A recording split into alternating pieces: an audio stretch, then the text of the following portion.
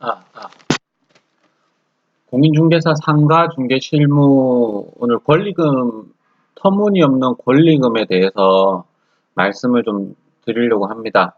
왜 이런 게 생겨나고 그 이유를 따지고 보면은 이래서 이러는 거구나 하는 잘 이해를 하실 거예요. 이런 걸 아시면 중개를 하시는 입장이나 아니면 공인중개사가 아니더라도 가게를 구하시는 분들조차 이런 흐름을 알게 되시면 어, 조금 컨트롤 가격 권리금을 컨트롤 하시는 데 있어서 조금이라도 도움이 되실까 싶어가지고 조금 좀 특이한 케이스인데 설명을 드리도록 하겠습니다.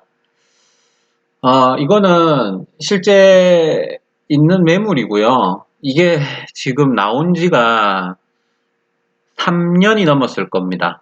3년. 최소 3년이에요. 더 이상 됐을 수도 있고, 제가 이 물건을 이제 받게 되고 나서부터 3년이 지났는데, 아직까지도 그렇게 있더라고요. 거의 버린 물건인데, 그래도 이런 거를 중개사 입장에서는 버릴 필요는 없어요. 이런 물건을 그래도 가지고 있다 보면, 뭐 얻어 걸리는 경우도 있으니까, 일단은 설명을 좀 해드리겠습니다. 공인중개사 상가중개실무 권리금, 터무니없는 권리금에 대해서 말씀드리고 있습니다. 물건 설명을 드릴게요. 특수상권에 있는 공실 2층입니다. 특수상권이라고 하는 거는 정말 중심 메인 상가죠. 누가 말하면 다 쇼핑하러 여기로 나간다는, 부산으로 치면 뭐 서면, 뭐 서울로 치었을 때는 뭐 강남 정도 되는 되게 핫한 지역입니다. 그런 데서만 이게 가능한 거고요. 공실 2층이고 평수는 20평 정도, 큰 공간이 아닙니다. 2층이고 공간도 그렇게 크지 않고, 집기는 들어갔을 때 보면 그 냄새가 있죠. 공기의 냄새. 공기가 썩어 있어요. 엄청 오래된 창고 냄새가 나고요. 먼지 자체가 들어가 보시면 압니다. 이게 한 달 동안 문을 닫고 있었던 건지 1년 된 건지 정말 2, 3년 된 건지를 알 수가 있어요. 정말 오래된 공기 자체도 환풍이 전혀 안 돼 있는 상태였고요. 안에는 쓸 수 있는 집기 자재는 전혀 없습니다. 있는데 뭐 활용을 할 수 없을 정도로 다 버리고 해야 되는 거예요. 그러니까 이런 경우에 권리금이 거의 그냥 바닥 권리라고 하는데 참 웃깁니다. 근데 그 정도로 잘난 위치에 있는 물건이다 보니까 이렇게 배짱으로 버티고 있는데, 공실 2층이고 평수는 20평 정도 되고요. 권리금이 7천이에요. 보증금은 한 4천에 월세가 140입니다. 앞에 횡단보도가 있고요. 유동이 엄청나게 많은 데입니다. 그런데 이거를 건물주가 그렇게 적극적으로 내놓지 않습니다. 적극적으로 낸다는 건 월세를 조절한다든지 권리금을 조절한다든지 어떻게 해야 되는데 그냥 방치되고 있어요. 근데 이런 물건들이 왜 이렇게 나가지도 않으면 권리금을 사실 낮춰야 될 텐데 몇 년씩이나 비워놓는 이유에 대해서 말씀 한번 드려보겠습니다. 위치는 되게 좋고요. 월세는 140입니다. 그러면 건물주 입장에서 이 권리금을 도대체 누가 받아가느냐? 그러면 건물주는 가만히, 원래 정상적인 케이스에서는 건물주는 가만히 있고요. 이제 임차인 A가 임차인 B에게 넘기고 갈 때 이걸 권리금이 주고받는데, 여기서 중간에서 건물주가 장난을 치는 경우들이 있어요. 자기들 건물이 너무 핫하고 움직이는 권리금이, 뭐 자기는 월세 받아가지고 이자 내고 뭐 얼마 남는 것도 없는데 권리금 해가지고 장사해 먹는 사람들이 있어요. 근데 이 사람들 몇 천만 원씩 그냥 해 먹는 걸 보니까 배가 아픈 거죠. 그래서 이거를 중간에서 그 건물주가 장난을 치는 경우인데, 뭐 어쩔 수 없습니다.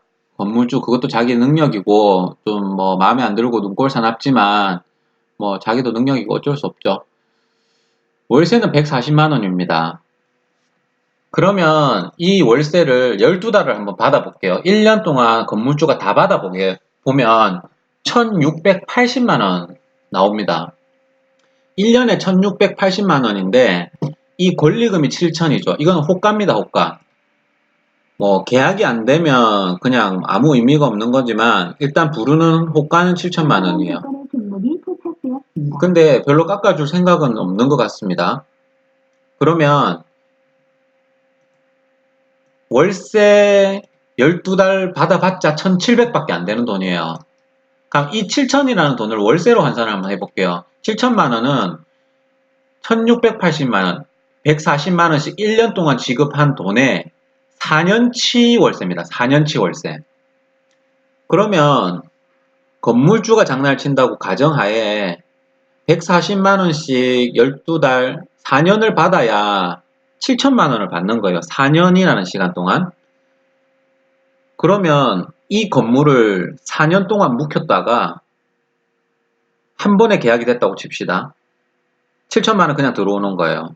140만 원씩 해서 4년 동안 받느니 그냥 자기는 4년 동안 묵히다가 뭐 들어오는 뭐 호구 하나 잡아가지고 먹이겠다는 겁니다. 한 번에 4년치가 복구가 되는 거예요.